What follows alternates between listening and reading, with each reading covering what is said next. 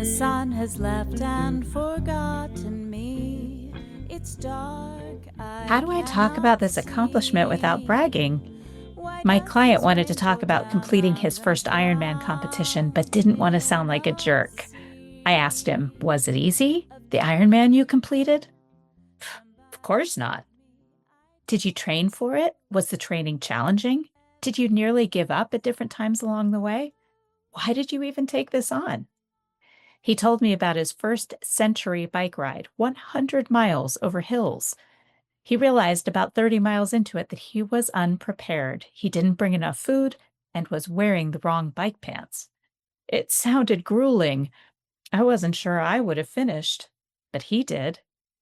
He could have started by telling me he's persistent, that he sets challenging goals and relishes the journey of accomplishing them.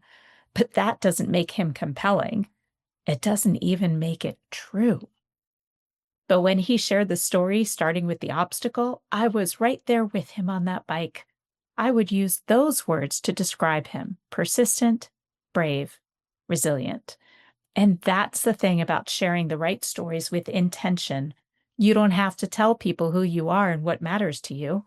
They come to those conclusions through the stories they hear. Hi, I'm Sarah Elkins, your host of this podcast. Your stories don't define you. How you tell them will.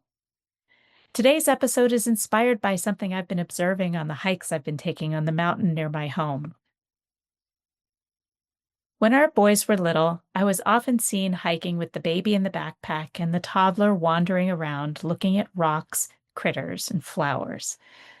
One spring day as we hiked, we saw these beautiful yellow flowers that look a lot like snapdragons that we had planted in our garden. The toddler asked, "Can we bring some home and make a bouquet for the table, Mommy?" I agreed. I showed him how to pick them with a long stem so they'd fit in a vase. If you've ever picked flowers with a kid, you know they often grab just the blossom. So we gathered the pretty yellow flowers and cut some green leafy stems from the snow on the mountains plants in our yard and made a beautiful bouquet. My husband came home and asked about the flowers, and I explained why they appeared in the house. He said, "Sarah, those are Dalmatian toadflax. They're a noxious weed our state and county are trying to control on our public lands." Oops. I had no idea. And bringing them home, letting our little boy carry them along the trail that probably contributed to the spread. Since then, I've been one of those hikers who will pull a few of these weeds from their roots as I see them along the trail.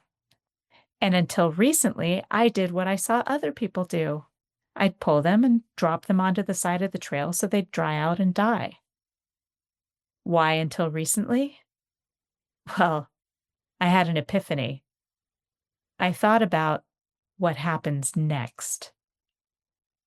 When I left those weeds on the trail, all the mountain bike tires, hiking boots, and dog paws would probably collect the seeds and could track them to so many more other places.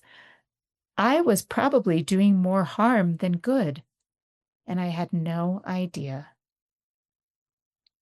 Lately, I've been bringing a plastic bag with me for the noxious weeds I recognize and collect on my hikes. But this aha moment has me thinking about how we choose to engage with other people and the world around us. There's always a consequence to our actions, even when we're thinking we're doing a good deed. Do you think about the next step when you're doing something you believe to be good? It took me many years to recognize what the next step can be when pulling those weeds, to realize that leaving them on the trail was likely doing more harm than good. Years ago, our elected city officials made a very big deal about enhancing our city-sponsored and facilitated recycling program. Now that sounds good, and their intentions were so good. They didn't really consider the next step: finding out what actually happens to the materials that we're collecting. They heard from our staff, who had done a lot of research on the topic, but were so determined in their goal that they ignored the information they were hearing. I won't get into too much detail here because it would take way too long, but what I can tell you is that here in Montana, there aren't a lot of manufacturers using those recycled materials, which means they have to be collected, processed, packed, and shipped many, many miles. And even then, without manufacturers who can use these materials, especially without adding more pollution, we're left with a bigger problem. Our materials being shipped across the country, which has huge environmental impact, the trucks, the fuel, the roads, and they're ending up in someone else's landfills. The what happens next question wasn't really answered, but they moved forward with the program anyway. Have there been times that I did one thing thinking it was positive, but not considering what comes next? Something beside the Dalmatian toad flax weeds on the mountain? Absolutely. Like my actions on social media in the past. I would share posts without truly considering the what happens next question, assuming that my good intention was enough. A few years ago, I was caught sharing something that I found out later wasn't true. I forgot to check the source first. Maybe I was busy. But if I'm too busy to check the source, maybe I shouldn't have shared it at all. Everything we do has consequences, and if we don't consider the what happens next question, we damage relationships, our reputations, and miss incredible opportunities. We contribute to the noise of division. A while back, I heard a friend complaining that after a conversation with someone about a tent she was considering buying, her social feeds were suddenly filled with advertisements for that tent. She said, "Oh, this totally creeped me out. I hadn't even searched for it yet. I was just talking to someone about it." Does that make you uncomfortable? Because it makes me really uncomfortable. So what do we think happens when we interact with a politically divisive post? Why aren't we creeped out when our social feeds are suddenly filled with one side of an issue? That doesn't just make me uncomfortable. It scares the crap out of me. Every like, every comment, every share helps the algorithm know exactly what it needs to manipulate me and my emotions. And I've played right into it. And so have my friends. Recently, someone who often says they care about me, that they love me, shared a quote on Instagram that came from a man known for his anti-Jewish comments and his support from known white supremacist groups. Let's just say my friend didn't know who the guy was, but I do. And let's say she just agreed with the quote, not necessarily with all of his political views or rants. But when she shared it, she boosted his anti-Semitic platform. She told the algorithm what it needed to know to show her more of that. She brought more traffic to his account, which, to a Jewish friend like me, isn't just insulting. It's damaging. It's a message that she's okay with anti-Semitism. With whatever we share, it's important to think about what happens next.